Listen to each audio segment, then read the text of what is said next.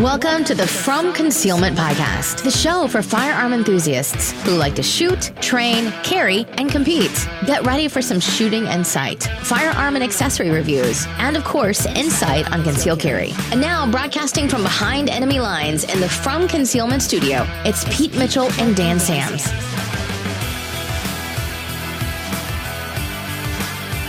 Hey everybody, welcome to the From Concealment Podcast. I'm Pete Mitchell. And I'm Dan Sams.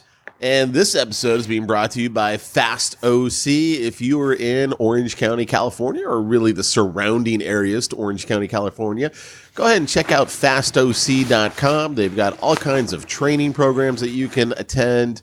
They also do, at a minimum, a monthly handgun challenge, sometimes 2 or 3 times a month. You'll almost always find me at their handgun challenge because I love to go to the handgun challenge and shoot there. It doesn't matter what level you're at. I mean, they'll work with you every little step of the way. So if you're just getting started or if you're a pro, it'll be great because we got some of the top guys. Some of our guys right now actually are over in Sweden, or actually they're just getting back from Sweden doing the nationals over there. So nice. I mean, yeah, it's fun. Check out fastoc.com. And with that, Dan, I got to tell you, man, I picked up a new toy, and I haven't taken it to the range. I just got through my 10-day purgatory here in California. We got a 10-day purgatory when we invest in a new firearm. Yep. And so I got it yesterday, picked it up, and looking forward to testing it out, having fun with it. It is the Ruger PCC. Oh, yeah. In 9mm, man. So I am... Nice. I'm like, wow, see, I knew getting that Glock drum was going to pay off. Because, here in California, where we had the 10-round limit for basically the last 20 years, we had that Freedom Week, which happened like right at the end of March, beginning of April, first week, where the federal judge said, no, this is unconstitutional, and we had a week where we could go out and buy everything we wanted before he stayed his own order. And so me, like everyone else, were like, what's everything that'll just totally tick off everyone in California? I know, drums. Like, there's no purpose to a Glock drum, right? Because it's a Glock drum. I don't have a Glock 18. I mean, we can't have anything fun here in California. Yep. So, there was like no reason to have it, but now I have a reason. I'm like, see, I'm glad I got the Glock drum. Put 50 rounds in there and go to work. So, heck yeah, man. I'm looking forward to it. Have you fired one of those Ruger PCCs, or just? I know you fired some PCCs, but yeah, I'm trying to. I've lost track. I want to say I fired it. It's a mid-size, right? Yeah, it's not in the style of an AR-15. It's like someone took a rifle and just made it 9mm. Yeah, let it so you can put Glock mags in it. I mean, that's kind of what it looks like. So you know what? I didn't get to shoot that one. We had a bunch of them at the store, and I forget what was going on, but we had a special where we had some of those, and I don't even think we made it to the range with those because I think we sold them out before we even had a range day with them. So I didn't get to shoot that one. Yeah. It's the carbine, whatever. Does it break down like halfway, like one of those 10-22? Yeah. Those are awesome, man. That you'll have a blast with that. Dude, I didn't get to shoot that, but I bought the backpack and everything, and I'm like, I got it in my trunk. I got my 33 round Glock mags with it. I'm like, dude, this is a great little trunk rifle. I mean, this is perfect. It is.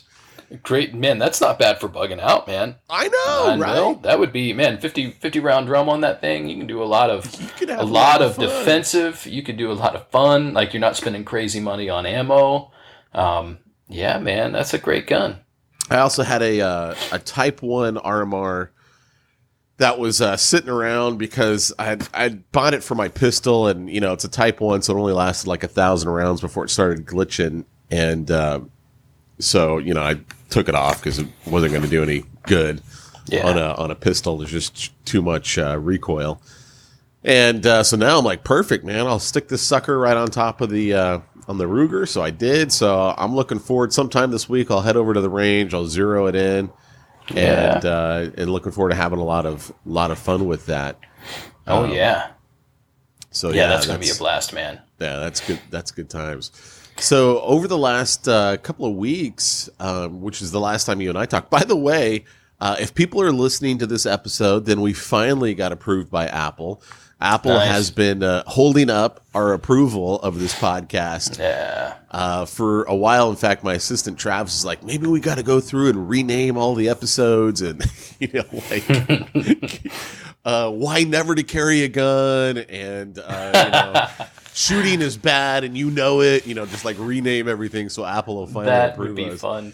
We can do that. We might have to do that, actually. Yeah. So we'll see what happens. But so right now, I mean, I've never had a podcast take this long. It's been over a week, and it's still a pending review. And so we're like, that stinks, man. We'll see what goes down with that. Yeah. But they're making it harder, man. Yeah. Watch out. But so go for it, man. I was just gonna say. Well, I was gonna say. Oh no, you go. I was just gonna say I've had the opportunity to do a couple of competitions last couple of weeks, a couple of trainings. Last Saturday I did a nice handgun defensive training with multiple targets is what we were training on, and I mean that was a good 4-hour class. I love those classes, man, and it was funny too because I wear a Fitbit, and so it took almost the full 4 hours as exercise. And I was like, this is the way to get counted for exercise. Heck yeah, man. I blew through probably 450 rounds. I'm like, yeah, dude, this is it. Man. So, yeah, it was fun, man. Multiple targets. That is awesome. Dealing with hostage situations. I mean, it was good stuff. It was good stuff. That is awesome. So I had a range day this past week, which was part of why we didn't get to record last week. My family was ended up being here the whole week, and we did a shooting day with my family. So my brother and his wife, who don't get to shoot that much, were here. My dad, and then my daughter comes out. Well, my dad is really into like old school cowboy guns, and so he's got the same gun that Clint Eastwood has in the movie The Pale Rider. It's that long, freaking huge, and it's where you change out whole cylinders because I guess it's cap and ball. Sure. But he had a little converter in it that essentially makes it firing pins on there, so you can fire regular 45s through that. So, man, we're out there shooting, and I'll have my daughter shoot a couple of my 22s and whatever, and sometimes she'll shoot the AR just once or twice just because she can. I mean, it's a 22, so why not? Heck yeah. It's a 22 plus. So then my dad is like, hey, do you think she could handle firing the 45? And I'm like, you know what? I bet you could. It's heavy enough that there's not enough recoil for it to be anything bad. And so I think we had her shoot. We had a 22 in a single action that was like that, and we had her test that out first. And then man, she takes that 45, that big old long silver beauty, and like a champ fires that thing. So proud of her. No problem. She doesn't freak out at recoil, and she hits what she's aiming at. Nice. So it was a great day, like proud dad moment. I'm watching my daughter, and she's out there the whole time. She doesn't get tired. She shoots with us the whole day. It was awesome. So great day at the range, and it actually renewed my love for single action firearms. Like, not great for defense, but man, it's so much fun to cock that thing, cock it, fire, and just be cowboy style. It was awesome. Oh yeah. No, that's fantastic. It's a great day. That's good stuff, man. That's really cool. Yeah. So here's kind of the funny thing, because what you wanted to talk about on this podcast I thought was like really appropriate. I don't generally like to get into it on Facebook with people on really any topic, but when they start talking about like my hobby, right? I love shooting. Shooting's my deal. This is what I do. This is what I have fun with. I don't do it for a living, right? I'm not like a trainer or anything like that. You and I do this podcast because we think it's fun. You actually work more in the gun industry than I do, in the sense that you've got direct clients who you help with their marketing, and that's what I do. Is I'm a marketing guy, and So anyway, these guys were saying stuff of, we shouldn't, be basically concealed carry, that just leads to more problems. And one guy was like, well, statistically, since you're putting me at greater risk because you're carrying, you shouldn't be carrying. And I'm like, what are you talking about? It's crazy. And I'm like, first of all, I don't even know who you are, right? So, and no one's mind ever gets changed on Facebook. No. And so I'm like, oh, man, do I even go back with this guy? And so finally I was just like, look, as Will Rogers would say, it's what you know that isn't so that is the problem. Your statistics are, not, right? Like I was just like, dude, you're just, and so then he's like, oh, really? And I kid you not, man. Homeboy starts quoting Time Magazine. I'm thinking, oh, man, really? I'm going to take my stats from Time Magazine? That's kind of like, that would be them taking my stats from the NRA. They're not going to believe it if it's from the NRA any more than I'm going to believe it if CNN says it. It's like, you're crazy.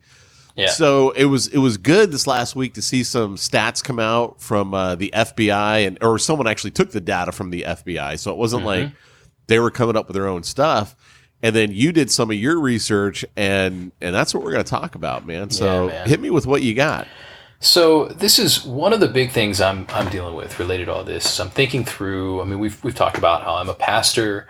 I care about preserving life, and I've thought through. There's plenty of scripture about, man, I'm not supposed to take away somebody's right to defend themselves. So it really does come out of my Christian worldview that I think it's wrong to take someone's tool of self-defense. Put aside anything else, it's wrong to do that. And so I have opinions that come out of that because I value life so much. And so that's huge for me. So I started thinking through, just from a philosophy perspective, from an ethics perspective, what kind of a case can we make with the data we have? And one thing that I know from some personal experience, some experience in my family, how many times we've had situations where the presence of a firearm kept there from being any violence. Where there was a threat, but as soon as the threater, the person making the threat, recognized that someone else had a firearm, everything de-escalated. And I'm like, man, it seems like you could. This is anecdotal at this point, but I'm like, it seems that in all of these situations, we had less violence because there was a firearm, which is completely antithetical to what the anti-gunners think. They think that the presence of a firearm increases the likelihood of danger. Right. And so I started just trying to find some stats on that, knowing that like the times when I have known of a situation where a firearm kept there from being violence, there's no police report because nothing happened. So what do we go on? So I did find Gun Owners of America did some surveys of their own, and understanding it's like getting stats from the NRA. But this would have been a few years ago. It says that of the 2.5 million times citizens use their guns to defend themselves every year, the overwhelming majority merely brandish their gun or fire a warning shot to scare off their attackers. Less than 8% of the time a citizen kills or wounds his attacker. So what's happening is 2.5 million times the gun not only stops something bad from happening, but stops there from being any violence at all for 92% of those 2.5 million. So I started thinking about think of that's 2.5 million. Well, how many active shooter scenarios have we had? How many people died in those? What has it been, 39? Maybe it's been 42 this year. I've lost track. But of those situations, hardly ever was there a firearm at present. When there was, it limited the number of casualties. So I'm putting all this together, and I'm like, if we took away the right to own guns, what's going to happen is now those 2.5 million per year scenarios where violence is decreased, now every 2.5 million of those can become a mass shooter situation. Now, not that that's what all of them are, but recognizing 2.5 million times versus 39 times. Right. Well, I'd rather have my 2.5 million defensive opportunities and risk the terrible tragedy of 39 mass shooters. but the outcome is that our chances of protecting one another increases when more people have guns. And so that was one of the things. There's a few more stats that I came across, but that was one of the first things. Like, even if those numbers are exaggerated, I already know of, we're talking 3 different times, we'll say 2 to be conservative on this, that I know of where a firearm was used to keep violence from happening. And nothing's reported about it. I didn't answer any surveys, right? So just knowing that all of this where it's not reported at all, how many times, if we take away those instances that nobody is even able to fully track, how much more violence we would be dealing with in a quote unquote gun-free society. So that's one of the first things I was dealing with. I don't know if you had any thoughts on that. No, it's interesting because I think you hit on something there. I had this conversation with one of my good buddies from college. He's definitely much more liberal than me. There's no doubt, right? I mean, I'm probably the most conservative person out of all my friends by far, right? Yeah. So that's not unusual. But, he lives in Long Beach, which is a typical, very liberal area. And he and I were at dinner, and I was going to have a beer, and so I didn't take my firearm with me because in California you can't have any alcohol if you're carrying a firearm. I'm like, look, I know I'm going to have a beer at dinner, so leave it in the car. And so I mentioned that to him. I'm like, yeah, I left my gun in the car because I'm going to have a beer, and I can't. And so it got us into the whole topic of firearms, concealed carry. He's a school teacher, so at the time the big debate was, should we let teachers carry guns? And he was like adamantly opposed to it. And it was interesting because as we talked, I began to realize something. I go, I understand our key difference here. Our key difference is you see a gun as an offensive weapon, whereas I see a gun as a defensive weapon. And that's the reason why you and I have such differing views. And that's why you think, well, if there's a gun, then, there's more chances of people getting crazy because you're thinking, yeah, you might get excited to the point where you just pull out a gun and kill someone. But that's not the way me or really anybody I've ever met in the concealed carry world is thinking. Like we all are, it's a defensive thing. I don't want to have to pull the gun. And if I do, that's because all other options are off the table. I can't leave the situation. I can't whatever. Yeah. I have to do that to protect my life from either great bodily injury or death. And it's my last ditch effort. But see, I think that's the key difference between most people who are anti-gun is they can't even fathom that it's only seen as a defensive weapon to guys like you and me. And that's the reality of it. Well, let's just get into the stats a little bit more. If anybody wants to visit, it's AmericanGunFacts.com, and they pull most of their stats from the CDC. So if there is such a thing as a party that is non-biased, you've got the CDC, the FBI, and they post their raw data, right? And so well, according to the numbers from there, and they've got some other studies that they get into nitty gritty on, but 80 times, so every year it says that guns are used over 80 times more often to protect a life than to take one. So looking at the stats, and they have like a little gun symbolizes something like 31,000 incidents, and then they've got stacks and stacks of guns, and they have one little black gun that references any time it was used in an accident, homicide, or suicide. So even understanding that most of the gun deaths are suicide related, which is tragic, even with that in mind, 80 times more are guns used to protect life. So even when we factor in the suicide issue, which is tragic, I don't want to downplay that at all, we're still saving more lives with more guns. The numbers get really intriguing because they start looking at like the stats on gun ownership versus crime.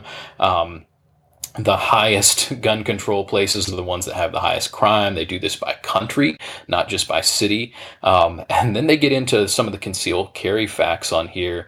And this is one of the things we've noticed, and this seems to be universal, that the police have an 11% error rate when showing up and using a firearm. Wow. Civilians have a 2% error rate. And so I know one of the things in the narrative is usually like, well, we've got to have people who have been trained to do this. But what we need to recognize is, first of all, the gun enthusiast goes out and trains a lot more than the cop. Just a reality, not universal, but much of the time, because we enjoy shooting. And so a lot of times, a guy like you've probably been to 10 times more training than your average street cop. Nothing against them. That's just a reality. But then we also have the issue, put aside training, a police officer has to show up at a scene after an incident has happened and try to deal with what's going on. And that's a terrible situation that he has to put himself in, or she has to put themselves in. They've got to figure out fast what's going on. And we have to give some understanding that sometimes they get it wrong. But the civilian who is at the scene when it goes down knows what's happening. And so the error rate goes down in part because the civilian is there. He knows who the bad guy is because he watched the dude pull out the gun and start the rampage. And so some of these stats, man, if you just definitely worth checking out because they just really dig in. They pull a lot from CDC. They've got some other studies that are worth checking because they didn't want to base it just on one thing, but really, really great stuff here when they get into just here's the raw data. AmericanGunFacts.com, definitely worth checking out. You know what? I'll link to that on the website, from concealment.com website, so people can check that out. And I'll also link, it's an article on concealedcarry.com. The headline of it, and it was originally, well, I don't know if it was originally published then, but it says September 18th, 2018. So, stats don't come out like every month, typically, these type of stats. So that's probably the most recent ones they had to pull from. But the title on it is Armed Citizens Are Successful 94% of the Time at Active Shooter Events. And this is using the FBI's data. Yeah. And what I really liked about this was just all of the data from the FBI. And I mean, it went back and it was covering part of the time frame when we had the federal assault weapons ban. And I mean, it just looked at all of the data and it was like, look, the stats are not bearing out what the anti-gunners are saying. Yeah. That it's dangerous having armed citizens and all of that. It's just not there. It's just not. Well, and here's a couple more stats here. 200,000 times a year, women use a gun to defend themselves against sexual abuse. We've got 3 out of 5 felons who were polled, not paroled, say that they won't mess with an armed victim. If they know that a victim is armed, 3 out of 5 times they'll leave them alone. So the 3/5 of assaults could be prevented, or of criminal activity, we could argue, be prevented if the villain knows that you are carrying a gun. The whole gun ownership by country gets really interesting. The highest gun ownership rates, if you don't mind me reading a couple more stats here. Number 1 is USA, where it's 88.8 guns per 100 residents. We're almost at 100% there.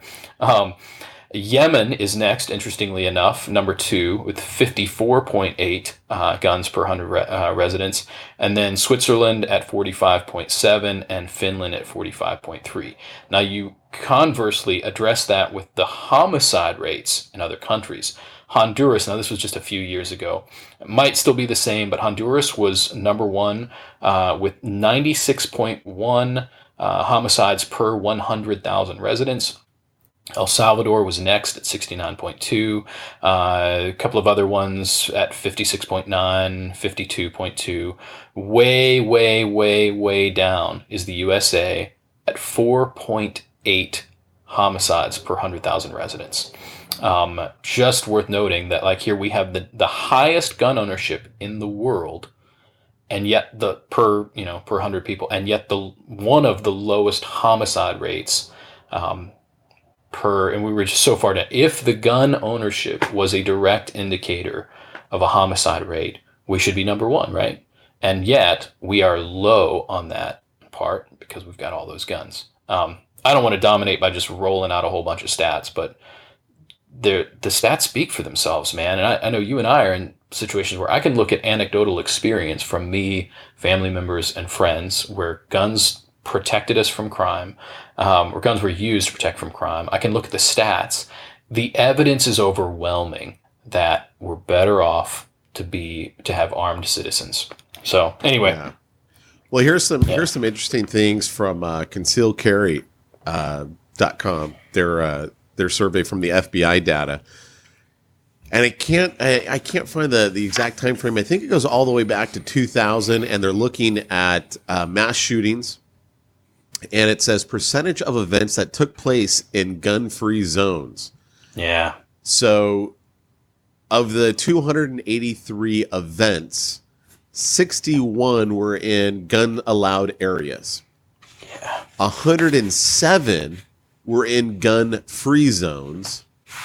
And then 115, they don't know because it wasn't recorded, what type of area it was. But still, they know, like statistically, it's almost twice as many were in gun-free zones.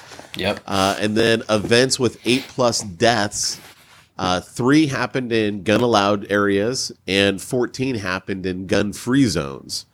So again, that's like 4 times as many are in the gun-free zones.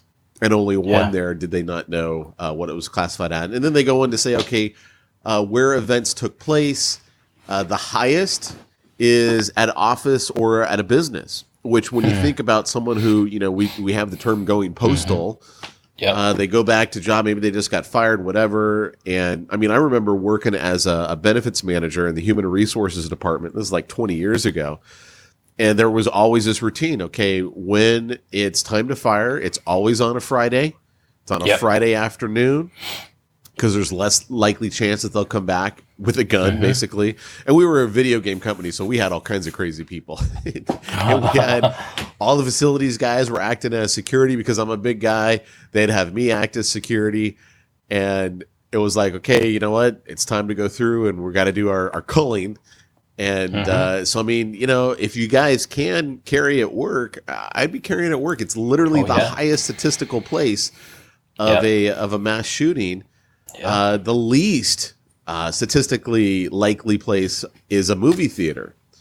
Which, really interesting. Less than 0.5% for a movie theater. And then second least likely place is the airport, which makes more sense. Yeah.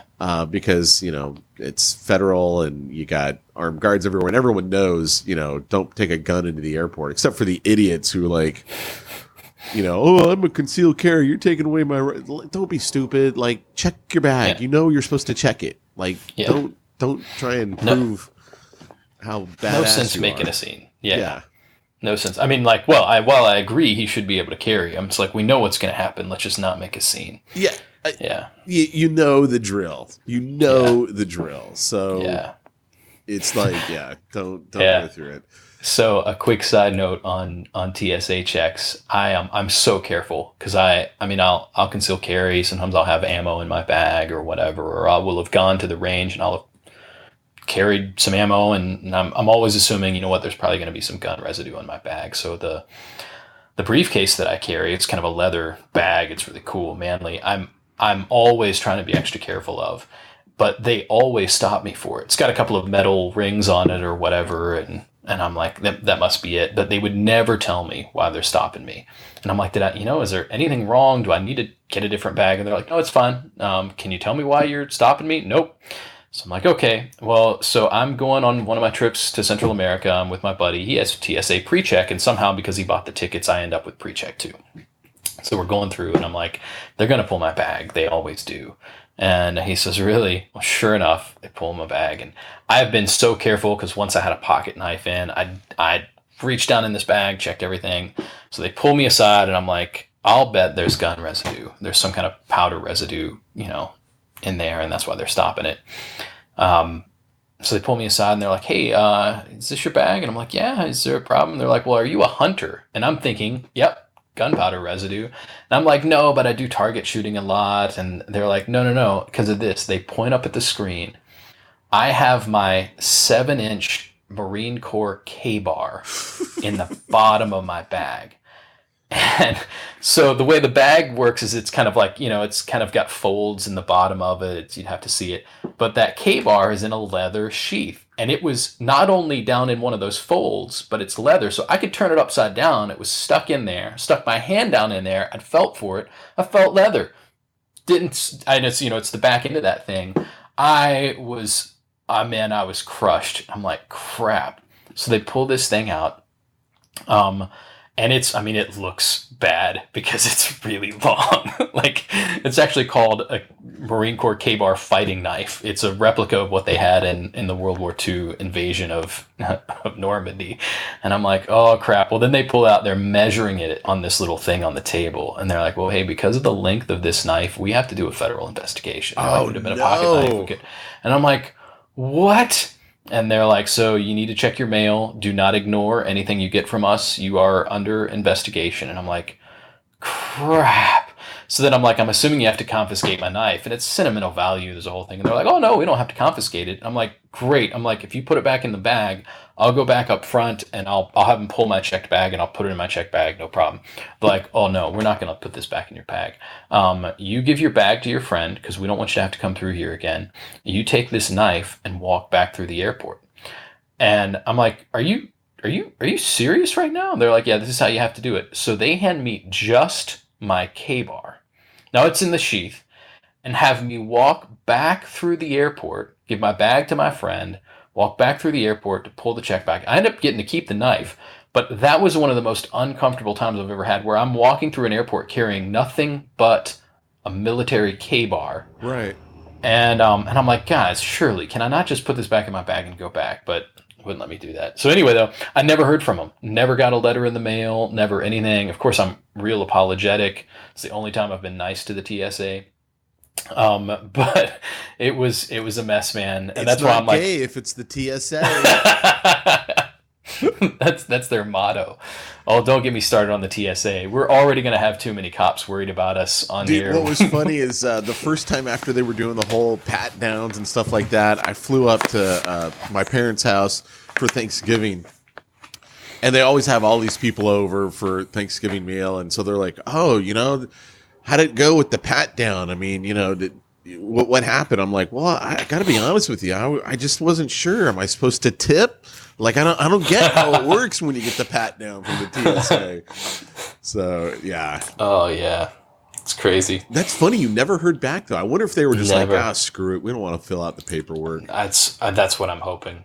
Well, and then I had moved, and so I'm like, man, what if that went to the wrong whatever? But I had a renter in that house, and so I was like, listen, man, if you get anything for me, you've got to call me.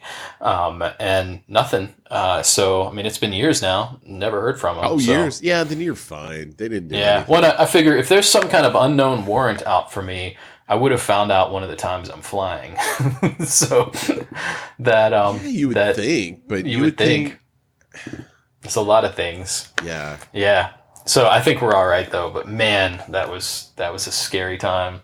Then you're in another country and you're like, what if they get really upset and I have a big hassle when I come back into the country? Yeah, what if they don't let me back in the country? So I'm like, I guess I could sneak my way up through Mexico. I'm going through all these, how would I do this? Fortunately, no issue. We're all right. One time my dad, he just had a little pocket knife. It wasn't like anything big, just a regular little pocket knife. And he's in the airport. And my dad is, he's not he uses a walker, right? So it's not like he can just run right back out to the car. And so he doesn't want to give up his pocket knife. So he gets some tape or something and plants it underneath this wall, this edge of this wall. And he's like, all right, when we come back through here, I'm just going to stop over here and pick it up. And my mom's freaking out going, if someone sees you doing this, we're going to jail. He's planting a knife in the airport. And no one saw him or at least reported him. And then when they came back, he went back over there and got his knife. It was quite funny. I got a buddy of mine that did that just in a planter. There's flowers or whatever. And he realizes crap, my pocket knife. And so I think he wrapped it up in a plastic bag, stuffed it down in the dirt. Goes on his trip, comes back, sure enough, still there, no problem. So funny, man. I bet you we just go and look at all these planters at the airport, we might be able to find some cool stuff. That's awesome, man. Just go to the airport with a metal detector and just go through and see what you can find. Yeah. Find some poor guy's knife. Yeah. That's awesome. Well, cool, man. I appreciate you sharing all that information. No problem, man. Why don't you let everyone know who's sponsoring the podcast from your side? Yeah, man. So Lake Erie Arms, we talk about them a lot, but these guys have been so good to us. They're sponsoring they're getting ready to do their Sig Sauer event, which is where you can come out to try before you buy. So check out learms.net. But you can see when the event's going to be. We've got all kinds of things going on. It's here in Northeast Ohio, but a great chance to try out a gun before you buy it. Free shooting. We have free food. It's a wonderful experience, and an amazing gun shop with everything you can imagine. Tiny little spot from the looks of it on the outside. You get inside, we've got more stuff than any Cabela's, any major big box gun store. It's just incredible. So can't wait. Check it out, learms.net, and we'll see you at the next event. Cool. Thanks a lot, guys. We'll talk to you soon. Yep. You've been listening to the From Concealment podcast with Pete Mitchell and Dan Sams. Be sure to tune in next week for more gun talk. Also, check out the From Concealment website for more shooting-related goodness at FromConcealment.com.